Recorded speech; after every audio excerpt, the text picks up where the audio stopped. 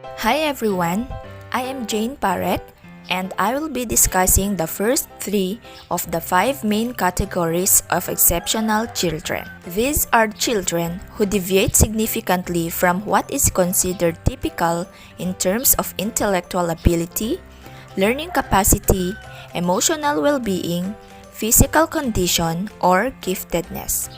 They require special educational services, accommodations, or modifications to help them reach their full potential. Understanding these categories is essential for us future SPED professionals as it allows us to properly identify, support, and advocate for learners with diverse needs. So what does exceptional mean? The term exceptional children refers to students who differ significantly from the average in physical, mental, emotional, or intellectual characteristics. This includes children with disabilities as well as those who are gifted and talented. The word exceptional does not carry a negative meaning. It acknowledges both challenges and strengths that may require specially designed instruction. The five main categories of exceptional children include children with learning disabilities, children with intellectual disabilities, children with emotional and behavioral disorders, children with physical or health impairments, and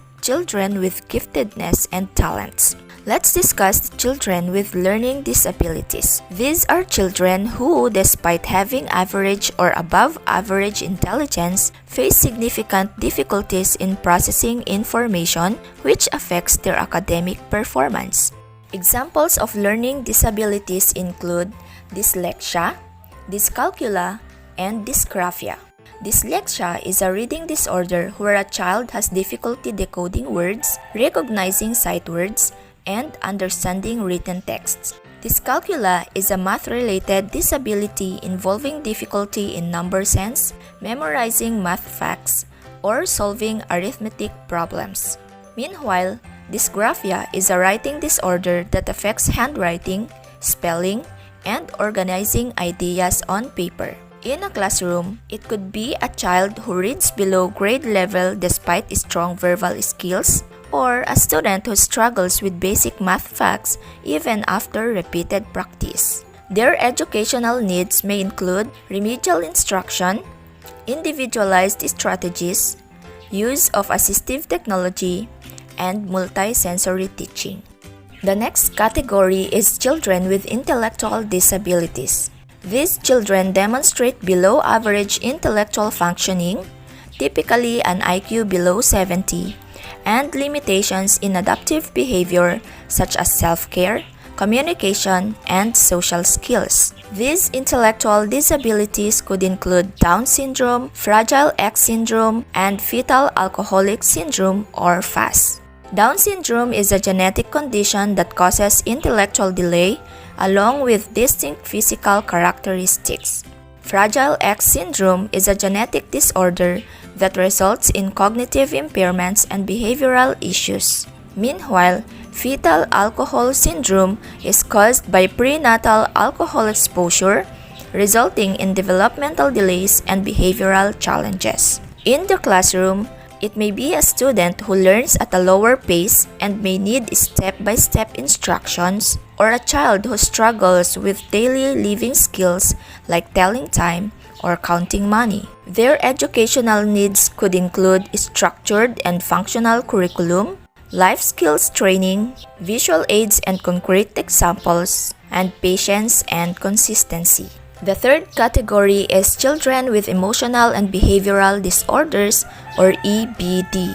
These are children whose emotional or behavioral responses are so extreme that they adversely affect their school performance and relationships. EBD could include anxiety disorders, oppositional defiant disorder or ODD, conduct disorder, depression, and sometimes ADHD. Anxiety disorders are excessive fears and worries that interfere with focus and participation in class. Oppositional defiant disorder or ODD is a persistent defiant, disobedient, and hostile behavior towards authority figures. Conduct disorder involves rule breaking, aggression, and lack of empathy. Depression is a prolonged sadness, low energy, and disinterest in activities, often affecting school involvement. In the classroom,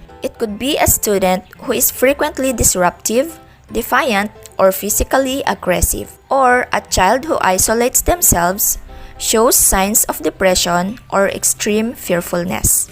Their educational needs could include behavior intervention plans, counseling or therapy services, supportive, consistent environment, and a strong student-teacher relationship. As SPED educators, it's our responsibility to make sure that all children, regardless of ability, receive a fair, inclusive, and supportive education. That's all for my report, and thank you for listening.